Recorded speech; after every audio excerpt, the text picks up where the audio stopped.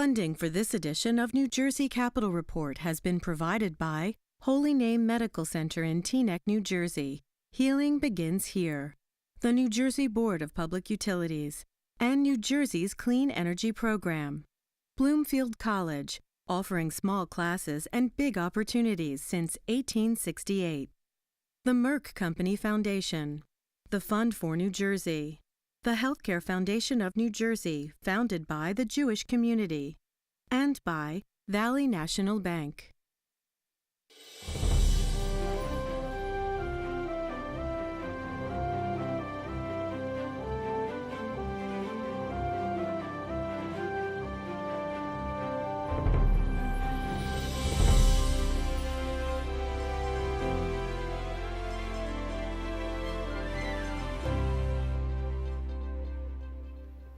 Welcome to New Jersey Capital Report. I'm Steve Abudato.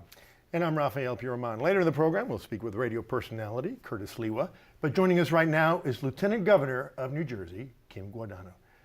Lieutenant Governor, it's a pleasure to have you here. Thank you so much for joining us. It's a privilege. Thanks for having me. Now, Lieutenant Governor, Ben Franklin, after the Constitution was passed, said that the proper way to address the Vice President was to call him your most superfluous majesty. because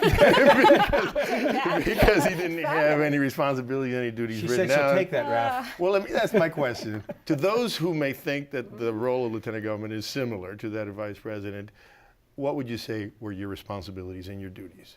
Well, constitutionally, there are no responsibilities. The role is to be prepared when the governor is out of state for any length of time, and that's what I do on a daily basis. So that's one job. The other job I have is Secretary of State.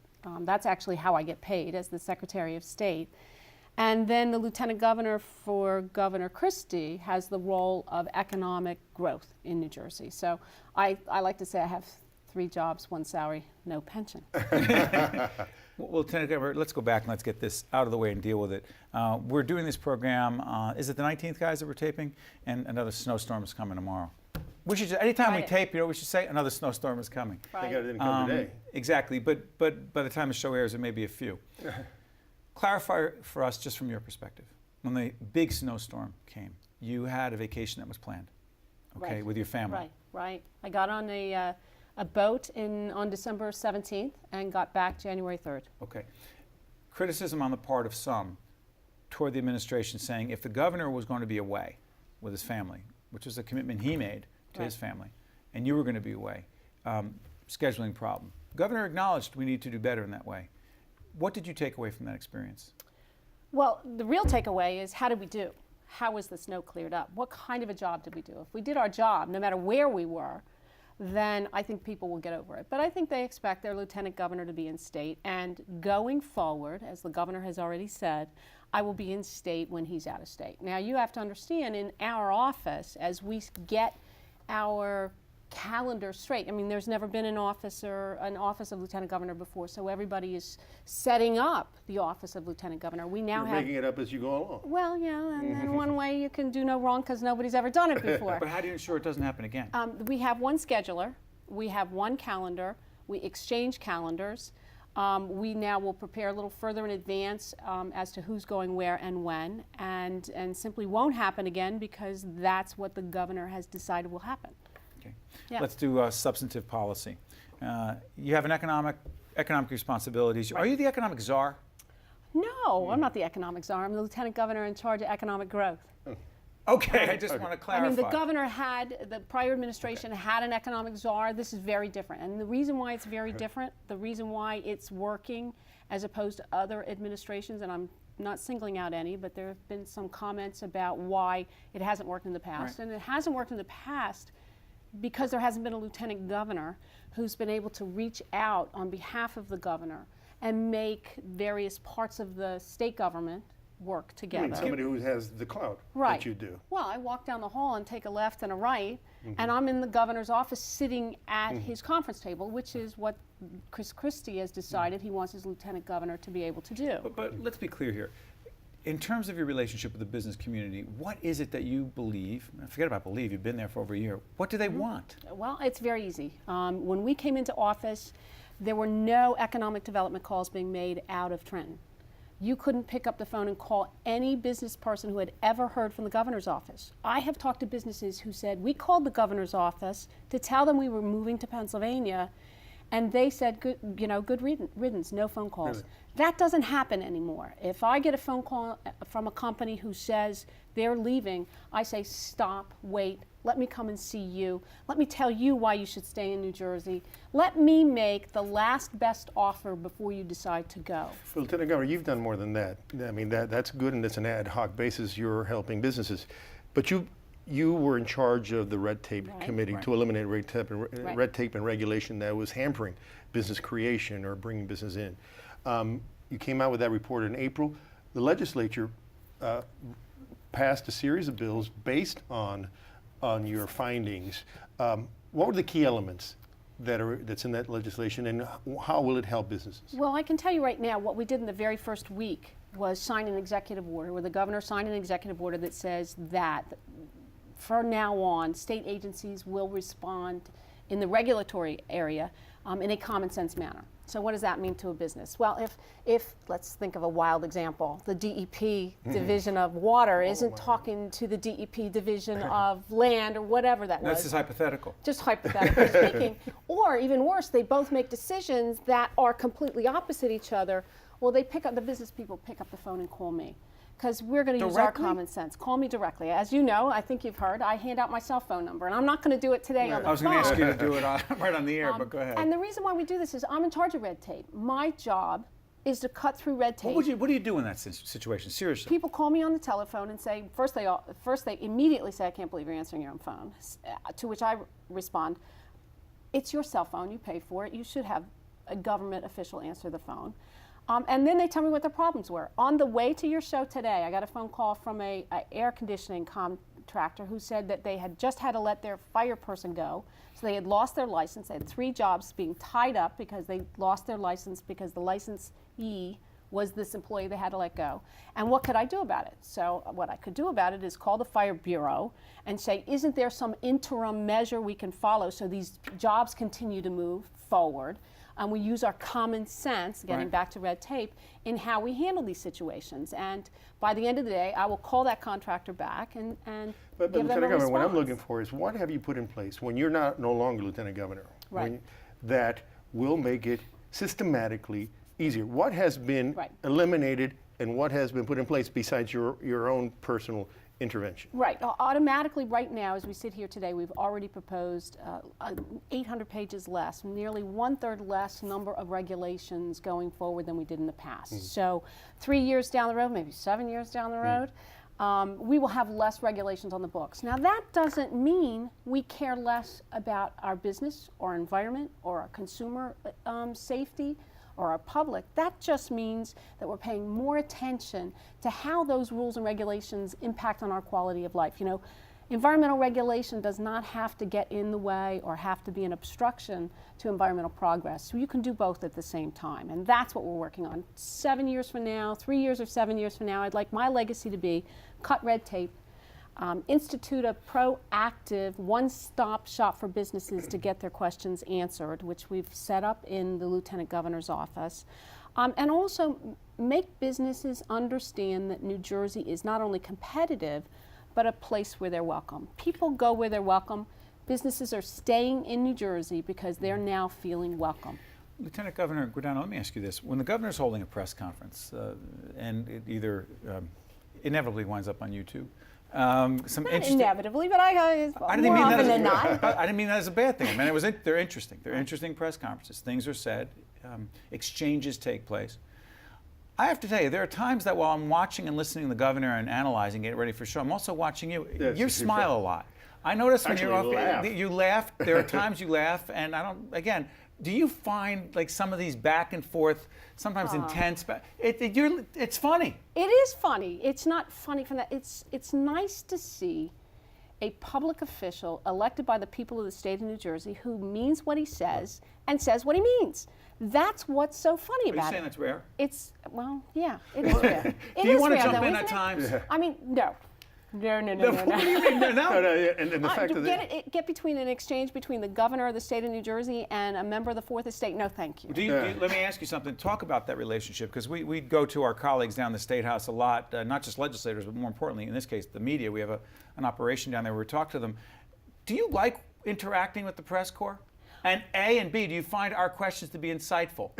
Well, of course your questions are insightful. And when they're not, the governor lets you know. Right. I have gone up to the Fourth Estate. You know, in the State House, it's not like this. You have to drive an hour to get here. In the State House, the Lieutenant Governor's or the Secretary of State's office is on the first floor with the governors. Then you walk up the steps, and there's the press corps. They're right there. So just a week ago, maybe 2 weeks ago, I took a lap through the press corps just to say hello and introduce myself again and wish them a happy new year and kind of let them know that there's a face behind the name. And All off the record? I don't know. I didn't ask it to be off the record. Well, then it isn't. I didn't ask. Then it I wasn't. just No, showed no, up. Right. no, You didn't read about it the yeah. next day, so it could have been that Can I bad. ask you something? Yes. Since you said that he says what he means and he means what he says, and we've known him for a long time, Right. and we know that that's true. But the fact of the matter is that there were a couple of promises that the governor made while he was campaigning that he did not fulfill. For example, he said that the property tax rebate would remain. It did not. And he blasted Governor Corzine for borrowing for the Transportation Trust Fund, and he just borrowed for the Transportation Trust Oh, Fund. now come on the give 'em what you Transportation got. Trust Now Fund. take Come 'em on, one at it a was a time. pay as you go. Okay, we'll take But the to take first one one at a time. first. The governor said that property tax rebates not cut. Right. The property tax, you know, look, you get in here, you're not only $2 billion short in the first week you're there, may not even make payroll by March. You have to take some drastic measures. But, but the person who ran against him in the primary predicted that. Well- Steve Lonergan said, this is not going to work because we're not going to have the money. So obviously some people knew ahead of time. What, about the $2 billion? No, Well, he knew I that- can honestly say that if they knew about it, they weren't talking about it. It was $2 billion for the year in. It wasn't even including the $13 billion the next year. So let me get to the rebate. Yeah. The rebate is going to be folded in as soon as we're able to give it as instead of a political measure that comes out, funny how this is, right before November with the name of whoever happens to be running for governor on it. It's going to come out as a credit to your tax return, which is where it should be, and it's more cost effective. You know how we were making those payments? Few seconds, go ahead. We were borrowing $10 million to make those rebate payments. So that's robbing Peter to pay Paul. You promise you come back another time and have I another promise. in-depth conversation Good. with Lieutenant so Governor many Kim things to Guadagno. say. Thank you. Thank you. Thank you Stay so right much. there. Thank you very It's been an much. honor. In a moment, we'll be joined by Brian Miller, Project Director of Ceasefire New Jersey. Stay with us. Thank you very much. If you would like more information on this program, or if you'd like to express an opinion, email us at info@njcapitalreport.org and visit us online at njcapitalreport.org. We're now joined by Brian Miller, Project Director, Ceasefire New Jersey. Good to see you, Brian. Nice to be on again, Steve.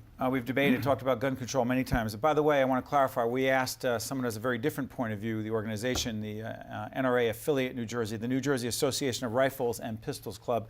We're unable to get someone on here. We'll do that at a later date. Brian, let me ask you, particularly in light of the attention across the country on gun control, right? The number one issue that we should be dealing with in New Jersey right now as it relates to this issue is? I think, well, it's a difficult point. Well, is it because the question of how many in a magazine, how many rounds are in there? Is that the question after what we saw not too long ago with the Congresswoman? I actually think the question is larger than that. What is it? It's a question about whether we tolerate in this country so many people with guns, the ease of access to guns, the ease of access to assault weapons, the ease of access to high-capacity magazines, the ease of access that criminals have to guns. What's the law in New Jersey right now as it relates to those things, and is it strong enough?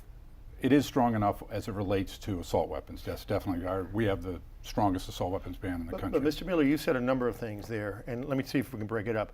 Do you have any problems with law-abiding citizens being able to own and carry guns? I have a Law-abiding citizens who are mentally stable.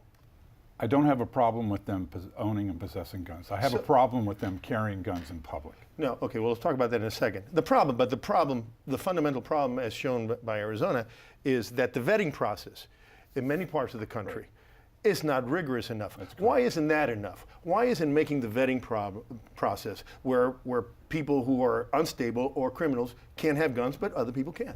No, I think that's the most important improvement we could have in laws throughout the country, absolutely. Yeah, but okay. But you you said you have mentioned a whole problem with bunch. people carrying guns. I have problems with people carrying guns in public. How about if that person is vetted? How about if that person is mentally stable? How about if you're confident, you're still not in public? No, I don't believe Why that. not? The statistics show that people, law-abiding citizens who carry guns, and 39 states now have that law, do not commit crimes at greater lengths. Some studies say that crimes are reduced when that happens. No, I think most studies, most legitimate studies show that, in fact, I'm sorry, I looked through many of the studies. Those that are not politically biased tend to say that at worst, it makes no difference.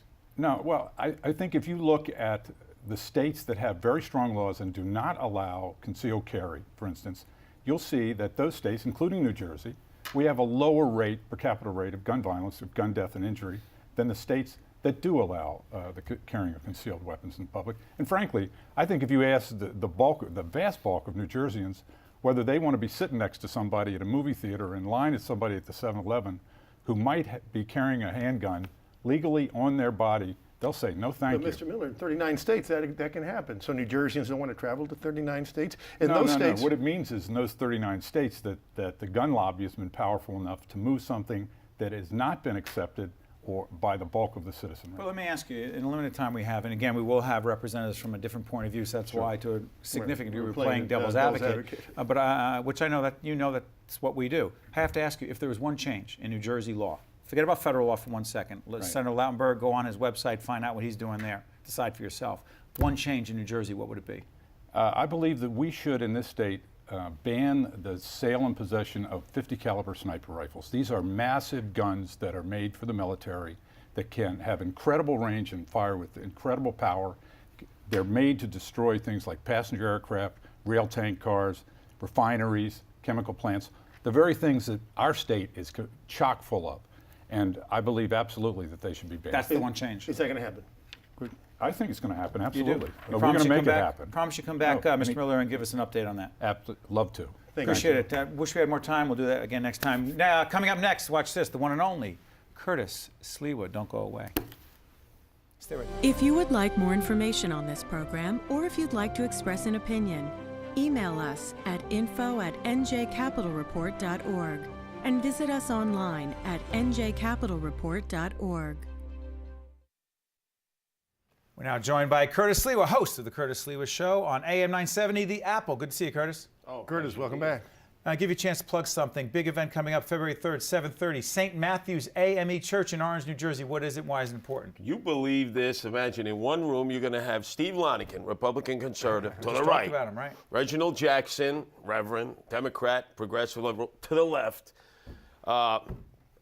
Chris Christie, I call him El Jefe. Chris Christie's new educational czar. Chris Surf? Right, who has replaced what was my very dear Kumbadachich, Brett Schundler. That's right. He's in the middle. And what's this all about? I'm interviewing them about school choice. Like, these are three people who normally would not be in agreement over anything, who have come together about school choice. Vouchers, you can say vouchers here in New Jersey. You can in other states.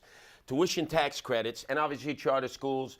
The governor having ratified more than 20 charter schools to the angst of the NJEA, all 200,000 strong of the Union of Failed Teachers. So, as you can see, Look at this. I'm the guy who has to sort of bring everybody together. I'm bringing peace, love, and happiness. Yeah, I can see how you're going to do that. But let me ask you something. You do respect teachers in this state and across the country. Oh, I blame. But what's the beef? I blame the family. The family produces the dysfunctional kid who bleeds into the educational system, so that the teacher has to spend their time early on in teaching kids how to wipe their backside when they go to the bathroom and brush their teeth. That's not what you're supposed to learn in school. Right. Okay, well, Reading, writing, arithmetic, and the most important. That might be going a little far, but it is true, is it not, that no matter what education reform is implemented, if the support system for the kid is not there back home, it's going to be very The difficult. family. Yeah. Okay, so but why are we pinning that on the educational establishment across the board? They deserve much of the blame, not all. Right, but they shouldn't sit there and say, no, you can't go an alternative route to help those kids who are in duress. I think we would all acknowledge saying they're in that? a free fall. Well, the NJEA does not want charter schools. They say that that is going to somehow be damaging to the Respectfully, educational Curtis, system. don't they say we want to limit the number of chartered schools and make sure what? the ones that they have work? Competition is great. The more competition you have out there, the more choices. For the single black woman, let's say whether it's in Patterson or Newark or Camden, who is being told, you got to send your kid to the local public school no matter how bad it is.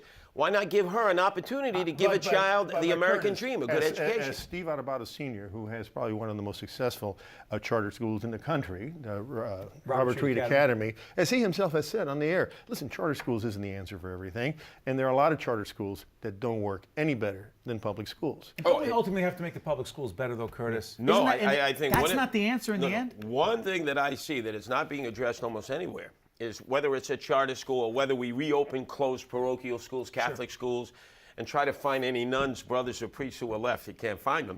Right. The point is, it's vocation. We used to have vocational schools all over the place.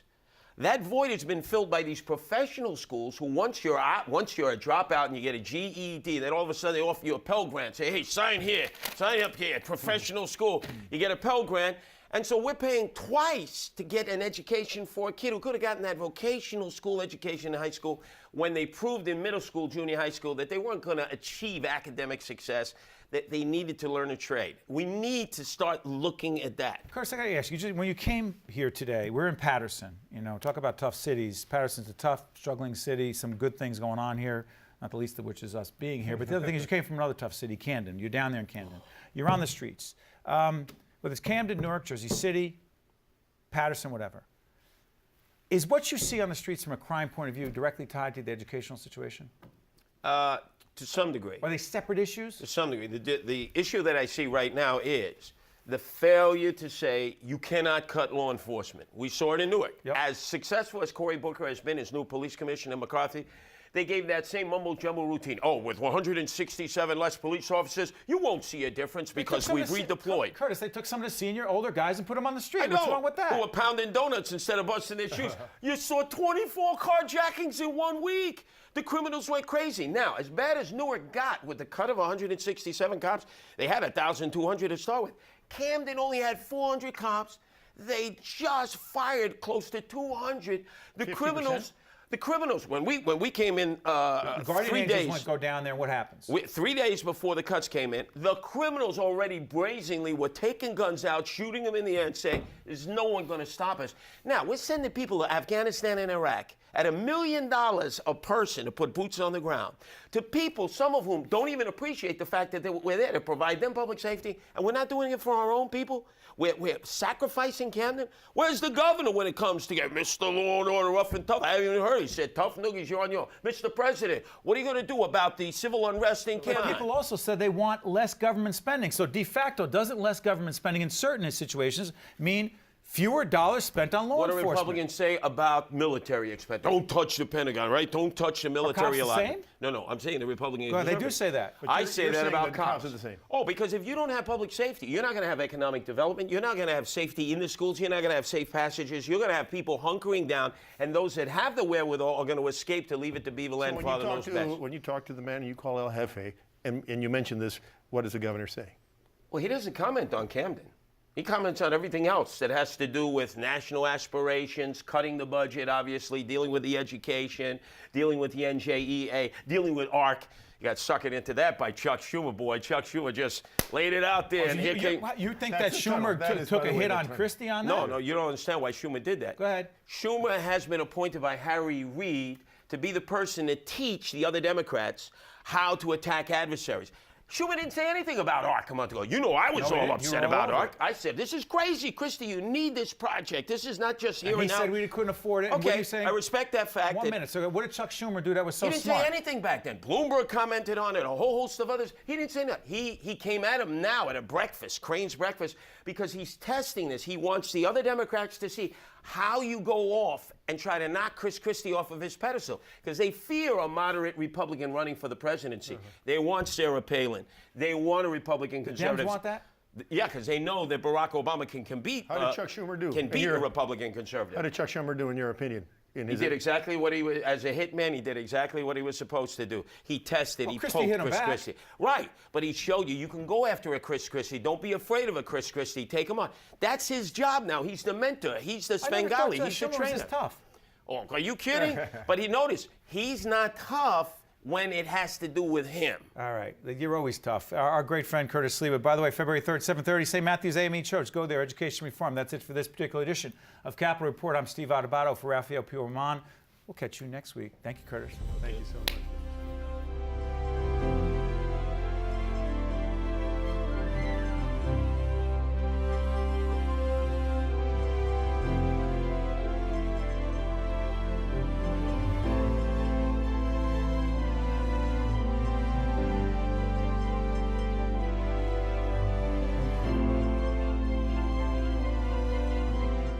New Jersey Capital Report is a production of the Caucus Educational Corporation, celebrating over 20 years of broadcast excellence, and Creative News Group for WNET.org, in cooperation with NJN Public Television and WHYY. Funding for this edition of New Jersey Capital Report has been provided by Holy Name Medical Center in Teaneck, New Jersey. Healing begins here. The New Jersey Board of Public Utilities, and New Jersey's Clean Energy Program. Bloomfield College, offering small classes and big opportunities since 1868. The Merck Company Foundation. The Fund for New Jersey. The Healthcare Foundation of New Jersey, founded by the Jewish community. And by Valley National Bank. Promotional support provided by the Star Ledger and NJ.com, Everything Jersey. NJ Biz, all business, all New Jersey. New Jersey Spotlight, where issues matter. And WBGO Jazz 88.3 FM, or on the web at WBGO.org. New Jersey Capital Report has been produced in partnership with St. Joseph's Healthcare System. This is One-on-One. Join me as we get up close and personal with some of today's most compelling personalities. This is one you can't afford to miss. Saturdays at 10 a.m. on 13, Mondays at 7 a.m. and 1 p.m. on WLIW World, and Thursdays at 11:30 p.m. on WLIW 21.